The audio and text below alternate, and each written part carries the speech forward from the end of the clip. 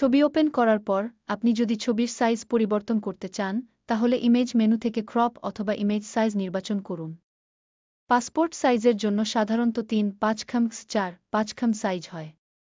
Image size অপশনে গিয়ে ছবির সাইজ 3:5:4:5 দিন, নিশ্চিত করুন যে রেজোলিউশন 300 পিক্সেলস আছে। এটি খুব ভালো প্রিন্টের জন্য দরকার।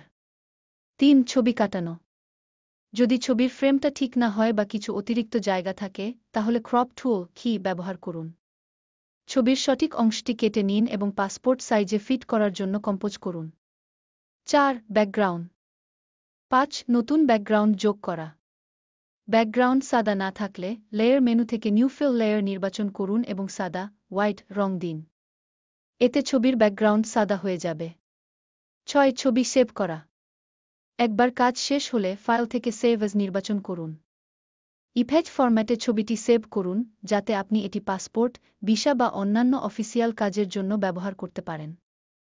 5. নতুন ব্যাকগ্রাউন্ড যোগ করা। ব্যাকগ্রাউন্ড সাদা না থাকলে লেয়ার মেনু থেকে নিউ ফিল লেয়ার নির্বাচন করুন এবং সাদা হোয়াইট রং দিন। এতে ছবির ব্যাকগ্রাউন্ড সাদা হয়ে যাবে। 6. ছবি সেভ করা। একবার কাজ শেষ হলে ফাইল থেকে সেভ এজ নির্বাচন করুন। ইমেজ ফরম্যাটে ছবিটি সেভ করুন যাতে আপনি এটি পাসপোর্ট, ভিসা বা অন্যান্য অফিসিয়াল কাজের জন্য ব্যবহার করতে পারেন। 5. নতুন ব্যাকগ্রাউন্ড যোগ করা। ব্যাকগ্রাউন্ড সাদা না থাকলে লেয়ার মেনু থেকে নিউ ফিল লেয়ার নির্বাচন করুন এবং সাদা হোয়াইট রং দিন। এতে ছবির ব্যাকগ্রাউন্ড সাদা হয়ে যাবে। 6. ছবি সেভ করা।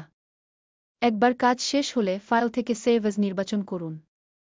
ইমেজ ফরম্যাটে ছবিটি সেভ করুন যাতে আপনি এটি পাসপোর্ট, ভিসা বা অন্যান্য অফিসিয়াল কাজের জন্য ব্যবহার করতে পারেন।